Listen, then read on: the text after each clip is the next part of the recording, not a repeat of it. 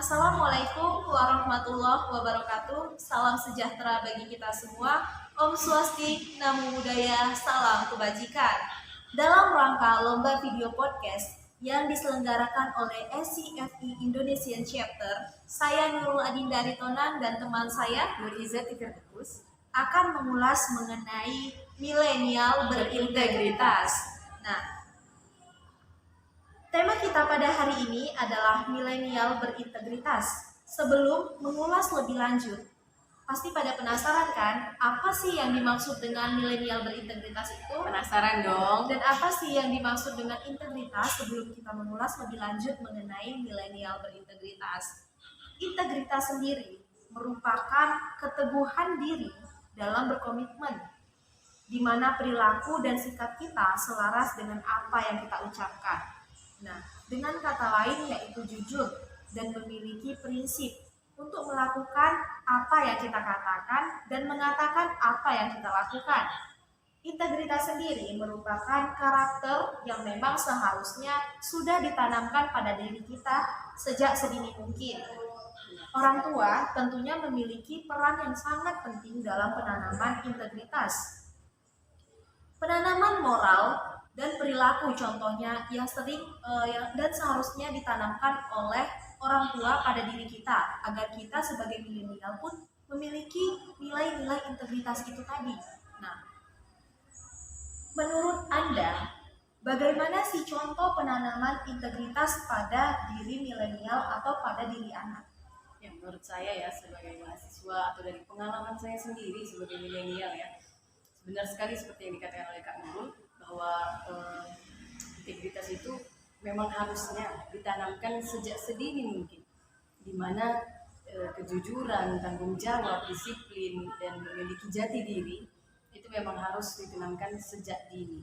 Nah, mungkin salah satu contohnya yang mungkin ditanamkan banget dari kecil pasti atau teman-teman ya ditanamkan dari sama orang tua untuk jujur, untuk apa misalnya menemukan suatu barang ataupun uang yang ada di ruangan atau apapun itu untuk diberikan kepada orang yang berwenang atau diumumkan gitu kepada pemilik karena itu bukan hak kita. Juga selalu ditanamkan untuk jangan mengambil hak yang bukan hak kita seperti itu. Mungkin itu penanaman yang sangat sering sebenarnya dari kecil Agar kita pun terbawa gitu ya Iya. sampai ke dewasa untuk kita untuk implementasikan.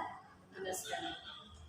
Jadi seperti yang kita ketahui bersama, integritas sendiri itu sangat penting dan sangat dibutuhkan dalam dunia pekerjaan, baik itu di perusahaan atau di lembaga-lembaga pemerintahan. Salah satu yang paling menonjol dari permasalahan integritas adalah ketidakdisiplinan waktu dari para pekerja ataupun korupsi. Nah, bagaimana sih tanggapan Anda mengenai dua hal ini?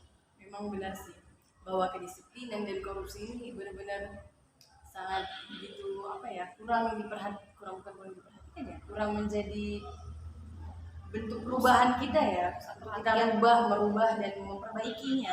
Salah satunya kedisiplinan ya. Mungkin disiplin ini pun sangat jarang sekali gitu ya, sangat kurang. Mungkin memang harus ditanamkan dari sejak kita masih kecil. Namun bukan hanya sekedar di sekolah saja, disiplin itu memang harus dengan dalam artian luas dimanapun kamu berada kan begitu ya. Dan masalah korupsi ini juga sangat begitu mengiris hati gitu ya. Bagaimana para pejabat-pejabat negara yang mereka itu disuruh untuk mewakilkan rakyat, nah tapi malah mereka yang malah mengambil keuntungan masuk ke dalam kantong-kantong mereka.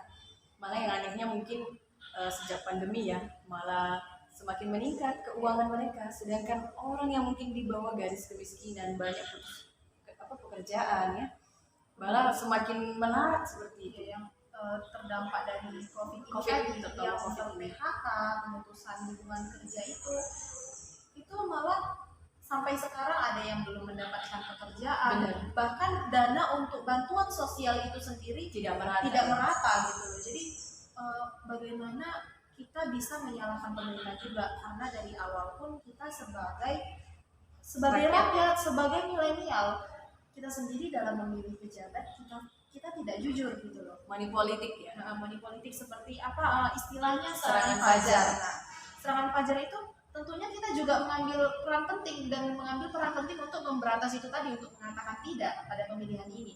Pemilihan untuk memilih suatu pemimpin atau pejabat itu dibutuhkan kejujuran di dalamnya, Benar karena yang akan kita pilih itu adalah yang akan memimpin kita. Mungkin di dalam serangan fajar atau di dalam pemilihan itu nanti kita itu akan mendapatkan suatu pimpinan, suatu pemimpin yang itu tergantung kita sendiri. Kita mau memilih yang memang dia jujur pekerjaannya atau tidak, seperti itu. Kalau kita mau disuap atau kita mau melakukan yang namanya Serangan fajar. mungkin kita tidak akan bisa mendapatkan yang namanya pemimpin yang jujur. Berkualitas dan berintegritas. Nah, itu seperti itu, nilai integritasnya saja sudah tidak ada ya. Jadi Sudah kita pun sebagai milenial nggak bisa sepenuhnya menyalahkan pemerintahan. Kadang kita sendiri rakyat Iya. mau aja untuk money politik, disuap dan segala macam hanya untuk kesenangan yang sesaat, 200.000 atau cuma seberapa pasti imbasnya bakalan kepada kita sendiri. Ya, jadi tidak heran kalau misalnya di negara kita sendiri itu banyak terjadi kasus korupsi, karena kita sendiri pun sebagai rakyat atau sebagai milenial, kita sendiri mau gitu loh untuk memilih dengan sistem serangan fajar itu tadi, karena kita ketahui bahwasanya ketika kita melakukan itu gimana integritas kita sebagai milenial atau sebagai rakyat. Mungkin bukan cuma hanya sekedar dari korupsi ya, dari mungkin bagaimana amanah yang dipegang misalnya dari bendahara, gitu saja kita sudah korupsi gitu ya, bagaimana lagi nanti di pemerintahan kan begitu. Misalnya juga mungkin di organisasi, di segala macam, integritasnya memang sangat tidak ada. Jadi bagaimana mungkin negeri ini bisa kita pimpin dengan baik atau berubah menjadi lebih baik kalau nggak dari rakyatnya sendiri yang berubah. Kita juga sebagai milenial yang Milenial. akan menjadi penerus daripada negara ini tadi, seperti itu. Nah, dari kasus korupsi yang terjadi di pemerintah membuat kita sebagai rakyat itu sangat rugi. Nah, Sangat rugi. sebagai milenial, bagaimana kira-kira menurut Anda upaya yang bisa kita lakukan mulai dari penanganan hukum atau dan lain sebagainya itu? Mungkin memang itu tadi ya, penegakannya dan juga pengawasan terhadap transparansi atau proyek-proyek besar, dan pengawasan juga terhadap penegakan hukum. Jangan mau apa-apa dikit-dikit disogok, hanya kepentingan semata, dan pada akhirnya yang akan rugi adalah orang yang disogok itu sendiri. Percayalah, pasti kita akan rugi karena hanya sebentar saja untuk merasakan bahwa uang saja, bahagia dengan uang, padahal pada akhirnya. Jadi jika kita mendapatkan suatu tindakan yang tidak ada integritasnya, kita sebagai milenial, kita sebagai mahasiswa, kita sebagai rakyat, kita harus menolak bahwasanya itu salah. Kita tidak boleh ikut andil karena imbasnya itu akan ada.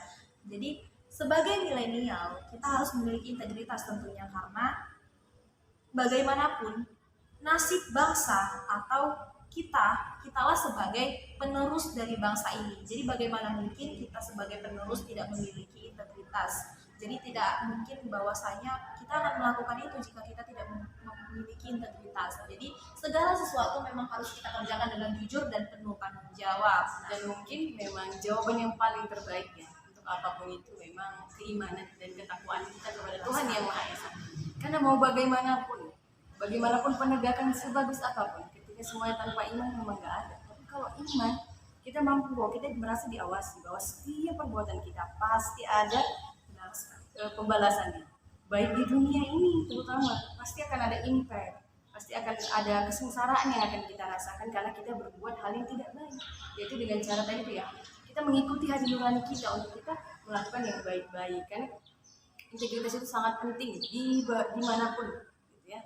Kejujuran, tanggung jawab, disiplin kerja, dan itu memang menjadi jati diri kita. Kita harus punya jati diri. Kita harus memiliki hal itu tadi. Jadi saya rasa cukup sampai di sini perbincangan kami pada hari ini. Saya Nurlani dari Tona Dan Nur Izzati Firdaus pamit undur diri. Assalamualaikum warahmatullahi wabarakatuh.